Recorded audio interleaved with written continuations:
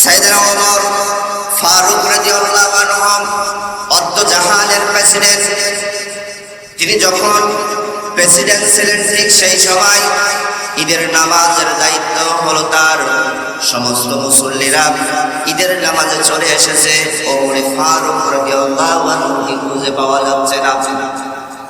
সবাই ওমর ফারুককে খুঁজতে শুরু করলো।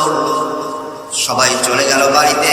বাড়িতে যাওয়ার পর ওমর ফারুক রাদিয়াল্লাহু আনহুর ঘরের ভিতর থেকে ভেউ ভেউ ভেউ ভেউ করে কান্নার আওয়াজ আসে। সবাই তো অবাক হয়ে গেল, কি ব্যাপার? ওমর ফারুক রাদিয়াল্লাহু আনহুর ঘরের ভিতর থেকে কান্নার আওয়াজ আসে, কে কান্না করে?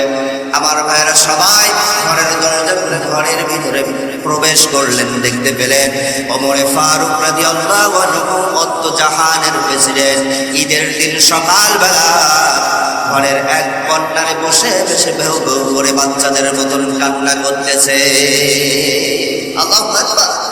আমার ভাইয়েরা, সমস্ত সাহাবায়ে কেরামরা ওমর ফারুক রাদিয়াল্লাহু আনহুর কাছে প্রশ্ন করলেন, ও আল্লাহর নবীর সাহাবী হযরত ওমর রাদিয়াল্লাহু আনহু ওয়া আমিরুল মুমিনিন খলিফাতুল মুসলিমিন হযরত ওমর ফারুক রাদিয়াল্লাহু আনহু, আজকে তো ঈদের দিন, আনন্দের দিন, সবাই তো আমরা ঈদের জামাতে চলে গিয়েছি, ঈদগাহে চলে গিয়েছি, আপনার জন্য আমরা অপেক্ষা করতেছি, কিন্তু তো আপনাকে পাই না।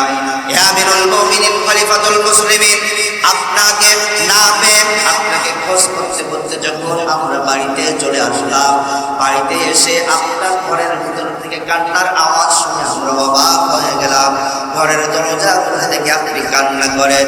হে আমিরুল মুমিনিন খলিফাতুল মুসলিমিন, আজকে তো আনন্দের দিন, আনন্দের দিন, আনন্দ করার দিন, আপনি কান্না করেন কেন? আপনি কান্না করেন কেন?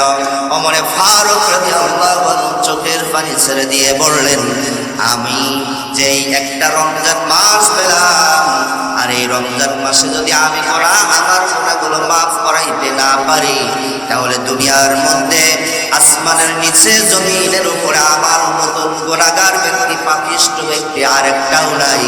কেন যেন মনে হচ্ছে আমার গুনাহ আল্লাহ তাআলা ক্ষমা করেছে, আমার গুনাহগুলো মাফ করেছে কিনা আমার সন্দেহ হয়। এই কারণে আমি ঘরের মধ্যে ঈদের দিন সকালবেলা ভেউ ভেউ করে কান্না করছি। ঈদের নামাজে ঈদগাহে যাওয়ার আমার সাহস হচ্ছে না। আল্লাহু আকবার। আর আমরা তো সন্ধ্যা হবে মাগরিবের পর এত আনন্দ করব, মাগরিবের নামাজটাও পড়বো না, বিভিন্ন রকম বাজি, বিভিন্ন রকম গান বাদ্যবাদ্য নিয়ে ব্যস্ত থাকবো। এশার নামাজ তো দূরের কথা, মাগরিবের নামাজও অনেক ভাইরা পড়ে যাচ্ছে। এশার নামাজ বাদ দিবেন, ফজরের নামাজও বাদ দিবেন। আর আমিরুল মুমিনিন, যিনি জান্নাত প্রাপ্ত মানুষদের মধ্যে অন্যতম একজন ছিলেন, তিনিও ঈদের দিন কান্না করছেন যে আমার কোনো মাফ হয়েছে কি, আল্লাহ কি আমাকে মাফ করেছেন? এই কারণে তিনি কান্না করছেন। এজন্য আমার ভাইয়েরা, এই রমজান মাস চলে গিয়েছে, আজকে আনন্দের সময় নয়, কান্নার সময়। বেশি বেশি কান্না করতে হবে, আল্লাহ এই রমজান মাস পেলাম, মেহেরবানি করে আমাকে মাফ করেন। আপনি যদি মাফ না করেন, আমরা কার কাছে যাব? বিভিন্ন রকম রাহাজানি আল্লাহ তাআলার দরবারে করতে হবে।